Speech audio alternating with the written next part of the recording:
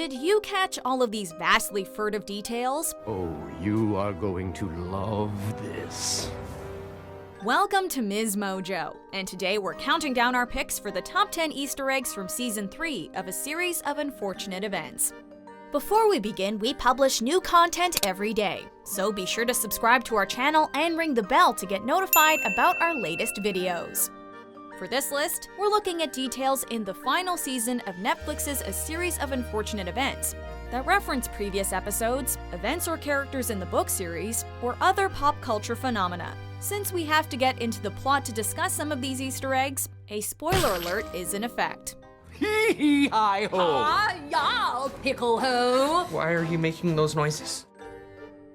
Number 10. Sunny Speak. Throughout both the books and the television adaptation, the words that Sunny says and what they're translated to often have a fun correlation. It's a long story, extremely long. 3 seasons. In The Slippery Slope Part 2, she declares Rosebud as she saves Violet and Klaus from Olaf's clutches by scooping them up on a sled. Any last words?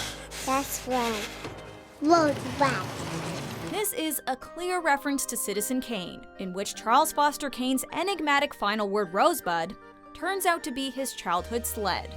In the face of trial, Sunny later says Scalia, a reference to Antonin Scalia, who was Associate Justice of the Supreme Court of the United States and notorious for his originalist interpretation of laws.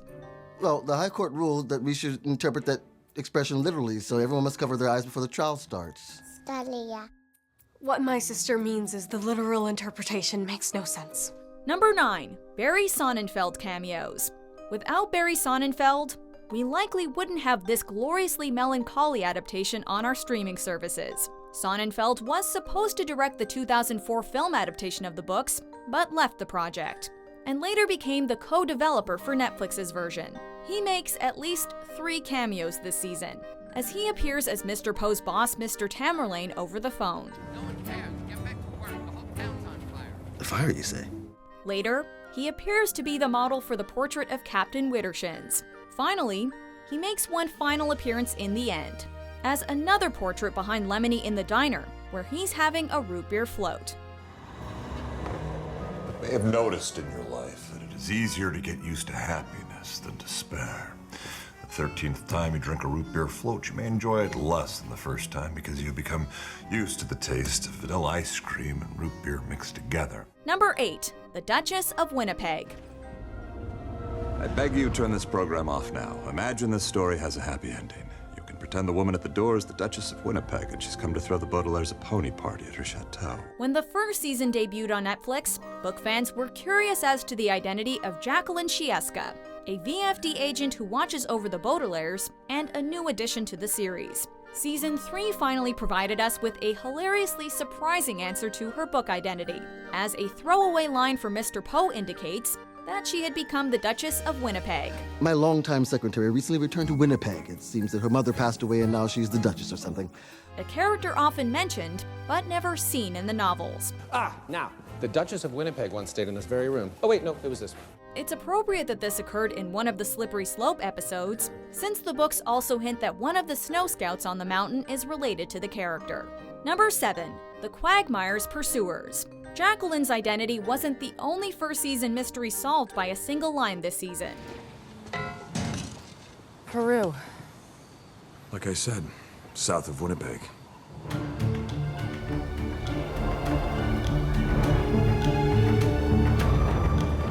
Will Arnett and Colby Smulders portrayed a couple on the run in the first season, who turned out to be the parents of the Quagmire triplets. The debut of the menacing man with a beard but no hair, and the woman with hair but no beard, reveals that these villains were the unseen captors of the Quagmire parents.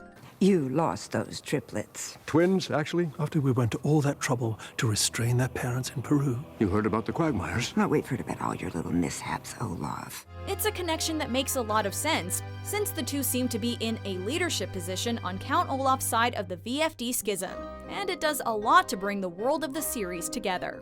Number 6. Herman Melville. This is Herman Melville. He's one of my favorite authors. I love the way he dramatizes the plight of overlooked groups, like poor sailors and young people. I like his use of symbolism, like how Moby Dick is both a literal whale and a metaphor for death. I could do without the sea captain pursuing obsessive, bloody, single-minded revenge. Herman Melville, the author of Moby Dick, gets quite a few shoutouts in this series. He appears on the uniforms Fiona provides the Baudelaires, and he can count Fiona, Klaus, and Kit as fans of his work. I don't know where you've been, I don't know how you got here, or why you're wearing a picture of Santa Claus on your uniforms. Herman Melville. I beg your pardon. The picture on their uniforms is Herman Melville. He's one of my favorite authors. While this seems like more of a reference, fans of the book will know that it builds up to the introduction of Ishmael in the end. The character repeatedly affirms, "Call me Ish," a reference to the first line of Moby Dick, which is, "Call me Ishmael." This is our facilitator, Ishmael. Oh, call me Ish. Eagle-eyed and keen-eared viewers may have even noticed that this was foreshadowed way back in The Wide Window, when the taxi driver discusses the author with the Baudelaires on their way to Aunt Josephine's. You know, what's interesting is the storms in Herman Melville's work are more metaphorical or even allegorical rather than the naturalistic style of someone like Thoreau, if you know what I mean. Number 5. Esme, the Sea Witch. When did you change? We boarded this sub like right away. It's just something I threw together. You have to take this one with a grain of salt, since it's mostly speculation on our part, but Esme's nautical outfit bears a suspicious resemblance to Ursula from The Little Mermaid. With tentacles protruding from her waist, she resembles a Caecilia, the creature Ursula was designed after. The purple coloration, coiffed white hair, and green eyeshadow are all also similar to everyone's favorite aquatic villainess. Considering that both are stylish and ruthless, it's not much of a stretch to think she's the inspiration. Oh, and it goes without saying that Ursula's big song is Poor Unfortunate Souls. Need we say more? This poor, unfortunate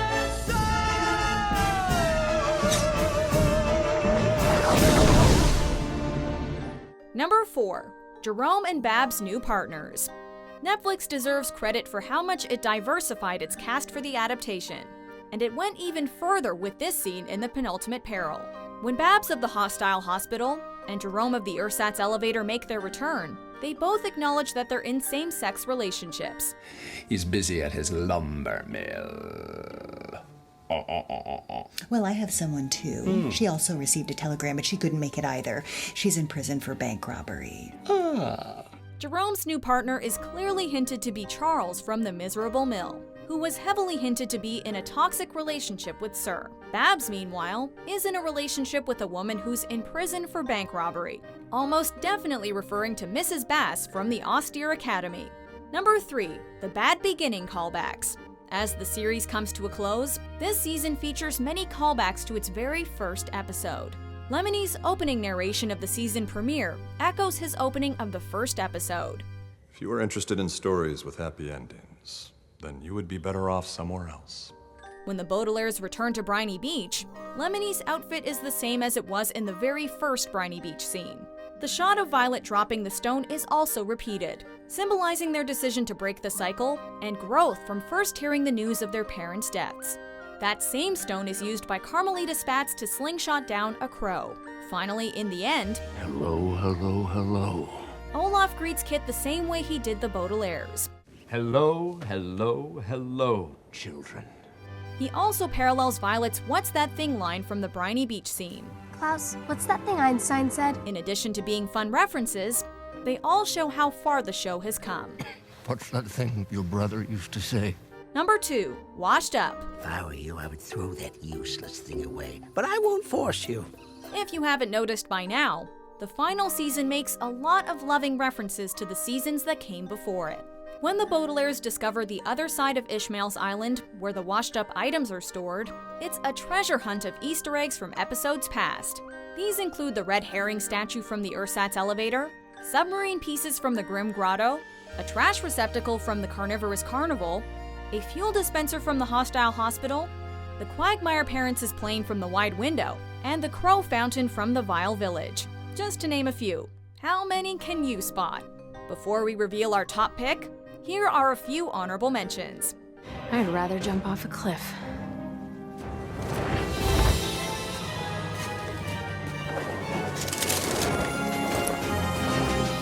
He only has ears for her. My ecology, your ecology, The Fungus Among Us, the mycological case. This is books on mushrooms. I don't want to stay at some cake sniffing hotel. I want to go to Littlest Elfland. So rule number 108 bans all books, except for a really boring one called The Littlest Elf, and of course the book of BFD rules. And the distant cousin who is dead to me. Is this because I didn't murder the baby? I said I was sorry. He says the strangest things.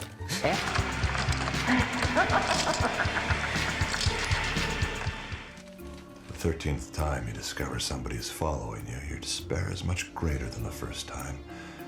There is an opera called La Forza del Destino, written by a composer named Giuseppe Verdi. La Forza del Destino is an Italian phrase meaning the force of destiny.